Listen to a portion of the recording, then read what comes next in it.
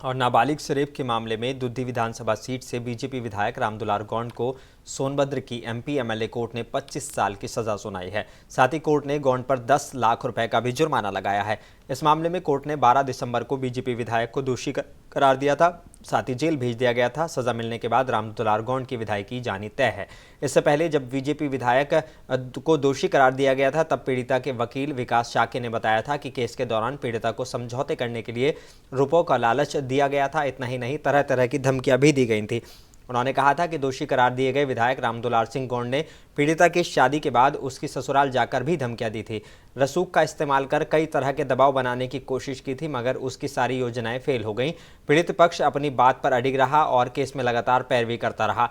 दुष्कर्म के बाद पीड़िता गर्भवती हो गई थी। अल्ट्रासाउंड रिपोर्ट कोर्ट में पेश की गई थी। डीएनए जांच के लिए भी कहा गया था, जिसे कोर्ट ने खारिज कर दिया था। दूसरे पक्ष ने इसे आधार बनाकर बचने की कोशिश की, मगर सुनवाई पूरी होने के बाद हमारे हक में फैसला आया। विधायक द्वारा चले गए सारे दांव फेल हो गए। शाक्य ने यह भी बताया था कि पीड़िता को बालिग साबित करने के लिए आरोपी पक्ष द्वारा परिवार रजिस्टर्ड नकल में मिलीभगत करके उसकी उम्र बढ़ा दी गई थी।